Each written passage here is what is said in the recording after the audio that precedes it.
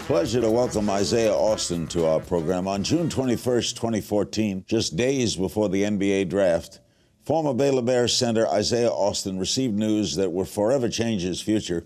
He was diagnosed with Marfan Syndrome. That's a genetic disorder that affects the body's connective tissue. And sadly, with this diagnosis, Isaiah was forced to end his competitive basketball career.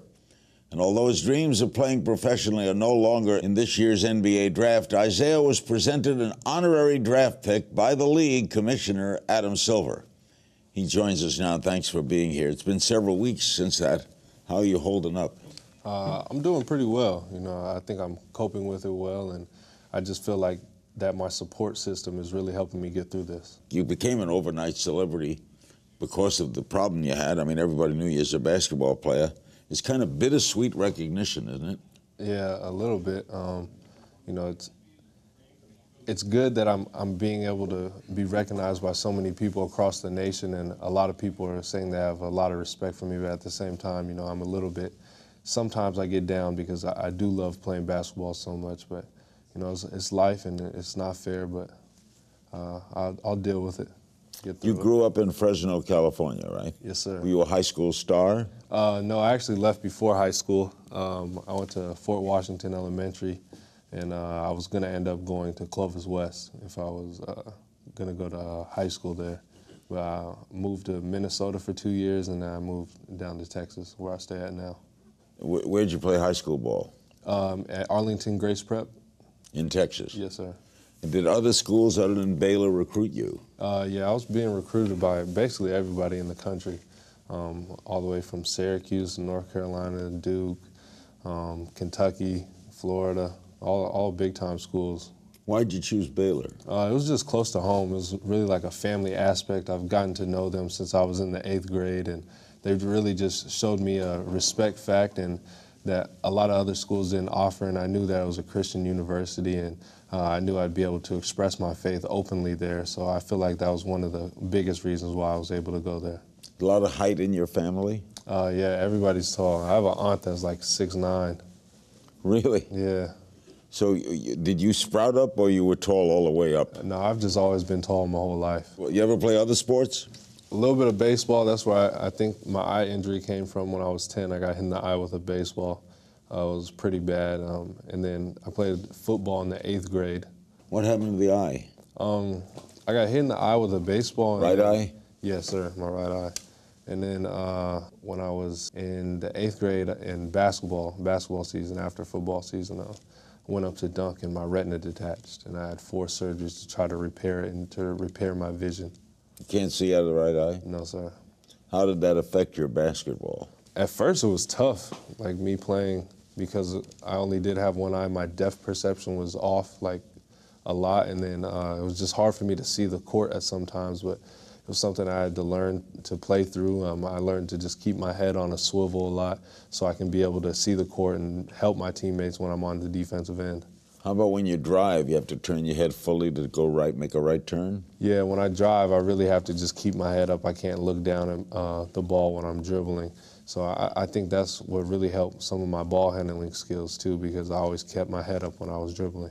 Did the eye connection have anything to do with the Marfan Syndrome? I learned this past week when I was at the conference, the Marfan Foundation Conference, the 30th annual, that they're saying that it is, because it is a symptom to have eye problems with Marfan Syndrome.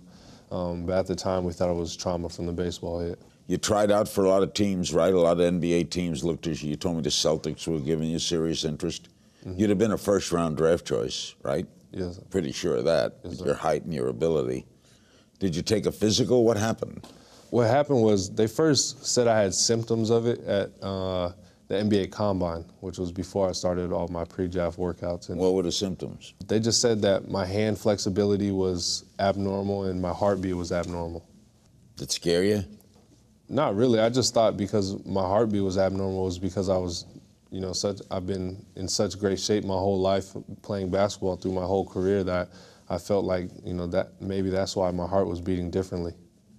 So how did they diagnose it? They actually, the day after the the combine, I stayed in Chicago and I got a blood test. And 6 weeks later is when I found out, on the 21st. A week before the draft? Yes. Who told you?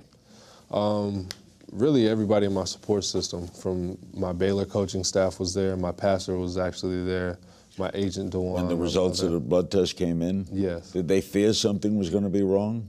No, when we first got the blood test done, in our minds, we were like, there's no way that I have this genetic disease.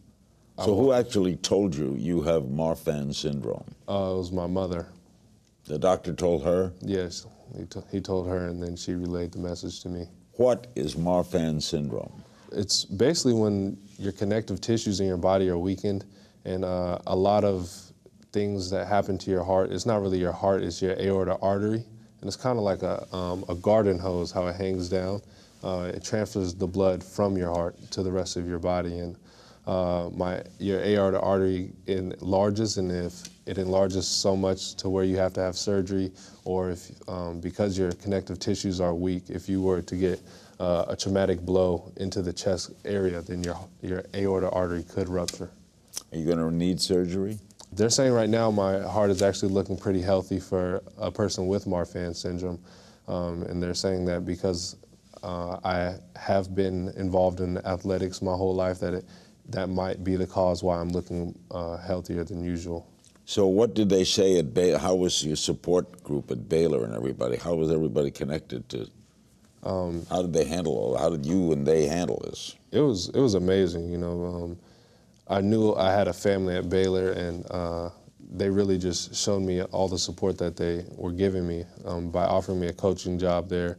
Baylor University actually gave me my scholarship back so I can go back and continue my degree. How many years you have left? 2 years. So you're going to leave as a sophomore? Yes. So you're going to continue your schooling? Yes, I'm going to continue my schooling, and I'm considering taking the coaching job while I'm doing that. Is that an assistant coach at the varsity? Yes, sir. You want to be a coach in life? I do. You know, I want to remain around basketball as much as I can, but right now I'm really weighing out my options. I've been doing, you know, some sports stuff with NBA TV and Bleacher Report, so they've really just been showing me a lot of broadcasting. You think you might like that as a career? I think so, just because I like all sports, not just basketball, and I feel like if I'm connected with NBA TV or Bleacher Report, you know, Bleacher Report does a lot more than just basketball, and I feel like I'll be able to connect with all sports. Is this life-shortening? At times, yes, for certain patients and certain people. If you don't keep your heart monitored at with annual checkups, then it can get to the point where it shortens your life, yes. It has nothing to do with your height? It does. A lot of people, does? yeah, a lot of people with Marfan syndrome are very tall. So it's a combination of height, what happened to the eye? It's a combination of really a lot of things. You know, a weakened skeleton, a curved spine, an in-cave chest or an out-cave chest.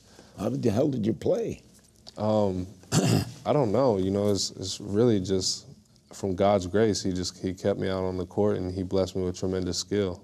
Did your Christianity help you, keep you going? Yeah, definitely. Especially after finding out the news. At first, it was like a traumatic experience for me. I was like, there's no way, like my life is over. But then, you know, I took the second to sit back and really pray on it, and I know that God has his own plan for me. Did you doubt your faith? I didn't doubt my faith. I didn't. I asked God, why me, though? That is a question that I did ask him, but I never had doubt in God. When you say you asked him, what told you, what reaffirmed your faith getting this terrible blow? Just seeing that all the support that I've gotten from everybody after it, especially the day after I found out, we aired it on ESPN, and countless number of people reached out to me, and unlimited opportunities really opened their doorways for me. And that's when I really knew that, you know, God has a different plan for me. The toughest part in dealing with this was what? I think just seeing how hurt my family was for me, because they've been through it all with me. They've been through all the ups and the downs, and they know that I was working so hard for this goal, and they were my #1 supporters, and to see how down they were for me in this situation, it was really tough for me to get through that. Why did you go to the draft? I felt like it was the right time for me to come out. I knew that I wanted to develop my game at a higher level, and I knew that I can compete at the highest level. I had all the confidence in the world with my own skill set and myself, so I felt like me taking the next step was only just going to make me better than actually staying at Baylor would have, because it would have made it my profession. Now you get the diagnosis, you know you can't play. Why did you attend the day of the draft at the Garden at Radio City?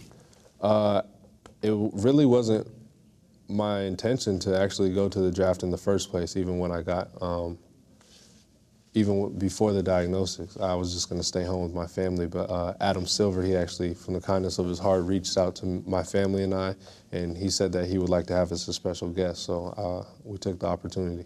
So they flew you to New York? Yes, sir. Did you know that the NBA as a league was going to announce that they drafted you, as we see the picture there? No, I had no idea. I knew that they were going to honor me in some way. I thought it was just going to be them just putting my story up on the billboard or something like that. I actually had no idea that they were going to let me walk across the stage.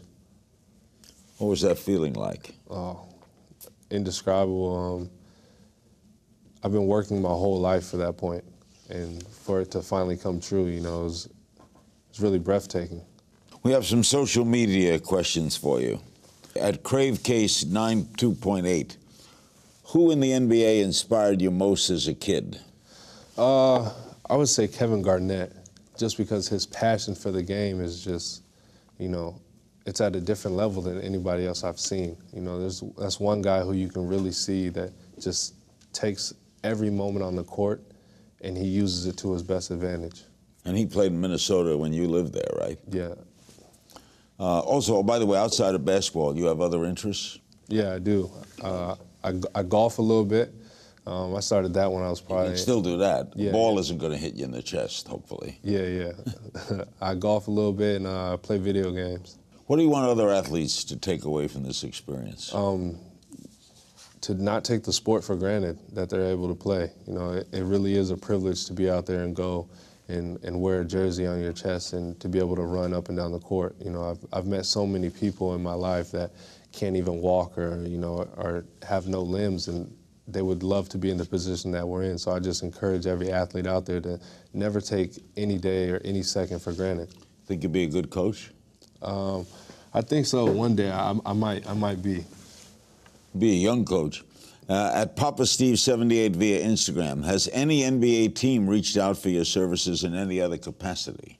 I think they have. I haven't really been able to get back to them yet. I've been so busy with my schedule and stuff. But you're planning to stay at Baylor and graduate? Yes, definitely. That's my main priority right now. Marfan UK via Twitter. You have already raised so much awareness for Marfan Syndrome. How do you plan to continue to do so? I'm pairing with the foundation. I'm now a new spokesman for them.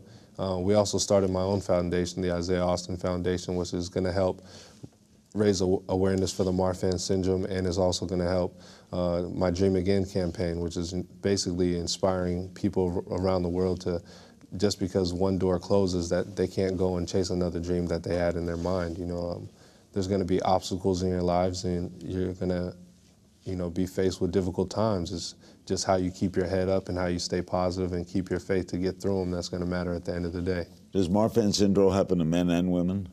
Yes, it does. Do we know how many people have it? 1 out of every 5,000.